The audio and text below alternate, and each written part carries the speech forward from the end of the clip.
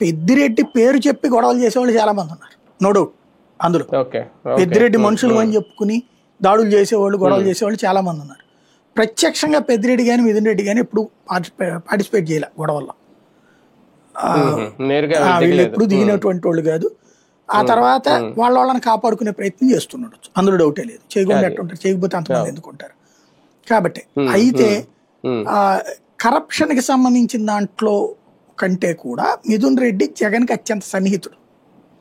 ఓ రకంగా పెద్దిరెడ్డి పెద్ద ఆయన సరిగ్గా చెప్పాలంటే రాజశేఖర రెడ్డికి ఆయనకి అసలు పడేది కాదు. రాజశేఖర రెడ్డి శత్రువర్గం ఆయన. రాజశేఖర రెడ్డి ఈయన్ని దెబ్బ కొట్టడం కోసమే కిరణ్ కుమార్ రెడ్డిని లేపాడు. ఈ నియోజకవర్గమే మార్చేశాడు ఆయన రాజశేఖర రెడ్డి. ఈ నియోజకవర్గానికి కిరణ్ కుమార్ రెడ్డి కొట్టుకుపోయాడు. అప్పుడు కిరణ్ కుమార్ రెడ్డికి స్పీకర్ ఇచ్చాడు ఛాన్స్ ఈయన్ని కంట్రోల్ చేయడానికి. ఈయనకి ఎప్పుడు మంత్రి పదవి వచ్చింది? రాజశేఖర రెడ్డి మరణం తర్వాత కదా, తర్వాత కంటిన్యూ చేయాల్సి వచ్చింది అది. కిరణ్ కుమార్ రెడ్డి కూడా రోజు ఈ టైంలో వచ్చింది ఈయనకి మంత్రి పదవి. కానీ ఆయన గెలిచింది ఎప్పుడు? దశాబ్దాల నుండి గెలుస్తూనే ఉన్నాడు, ఓటమి ఎరగనోడు ఆయన. అట్టంటి వాడికి అన్నిసార్లు పోటీ చేసినటువంటి ఈయన ఒకడు ఉత్తరాంధ్రలో ఒక ఆయన ఉండేవాడు, ఇప్పుడు తప్పుకో శాంతం అయి పక్క వెళ్ళిపోయినట్టున్నాడు.